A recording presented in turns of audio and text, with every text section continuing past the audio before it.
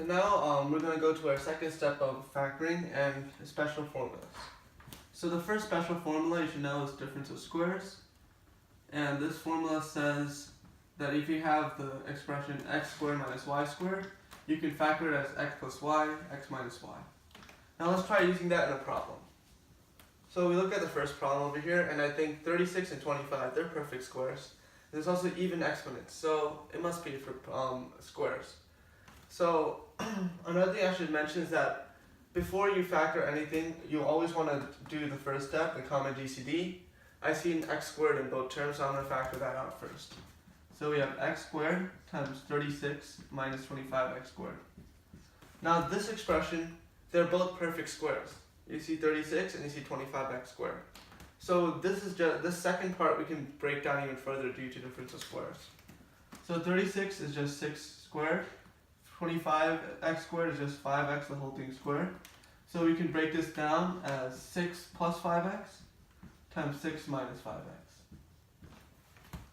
Now it's time to learn our next few formulas. So these are difference of n powers and sum of n powers.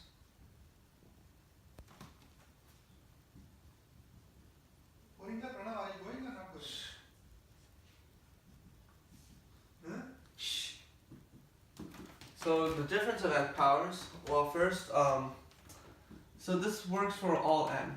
Well, the sum of n powers is only going to work for odd n. So for difference of n powers, what you want to do is you want to factor out an x minus y. And then this is where the part gets tricky. So you start with x to whatever this power was minus 1. Then you keep on adding terms, but in a way such that you kind of replace an x with a y. So the next time, instead of n minus 1 x's, you have n minus 2 x's times y. The next one, you have n minus 3 x's times y squared, and all the way so on, all the way until you get n minus 1 factors of y. So as a simple example, if I take n is 3, so if I just take difference of cubes, we get x minus y times x squared, 3 minus 1 is 2, plus xy plus y squared. For sum of n powers, it's a little bit different.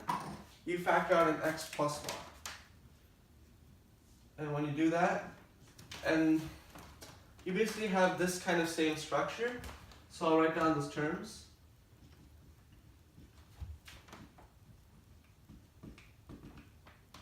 Except what you do is you kind of alternate the signs. So over here it would be a minus, then a plus, and all the way to the end, where it'll be a plus y to the n minus 1.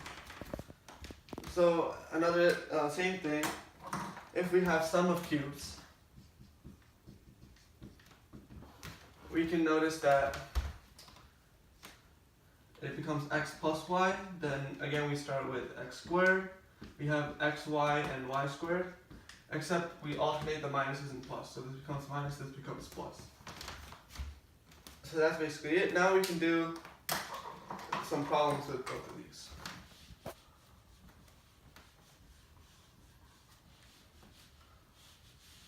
So let's look at the second problem over here, x to the 6th minus y to the 6th. So one might be tempted to use the difference of n powers directly, but in general, if you have something that is not a prime power, for example 6 is not prime, you want to use different formulas first. So if it's even, you always want to first use difference of squares so you can break down it the best. So first, we notice both of these are squares, so we factor it just like difference of squares. And now we can use the sum of n powers and difference of n powers rules. So I actually did these before for you. X cubed plus y cubed, that's just x plus y times x squared minus xy plus y squared. While x cubed minus y cubed is x minus y times x squared plus xy plus y squared. And this is our complete factorization. For the next one, well, I see a 27 in x, and all these exponents are divisible by 3. So I'm thinking, well, both of these are cubes. And there's a difference, so it must be difference of cubes. So let's figure out first what things are being cubed. This first term is just 3xyz squared, this whole thing cubed. The second term is just 2w squared y squared, the whole thing cubed. Again though, we should have factored out a y cubed as a GCF, so let's actually do that first. Whoops. So we actually have y cubed times 27x cubed z6 minus 8w6 y cubed. Now we can use difference of cubes. So the first one was 3x z squared, the whole thing cubed. The second one is 8w squared y, the whole thing cubed. 2. What? 8 is 2. Whoops. Alright. So now we just use our formula. So it becomes y cubed times, first we take these two things and subtract them. So 3x squared minus 2w squared y. And finally we do the whole thing. So first we square the first term and it becomes 9x squared z to the fourth. The next one is we add these two multiply to each other, so 6w squared x y z squared.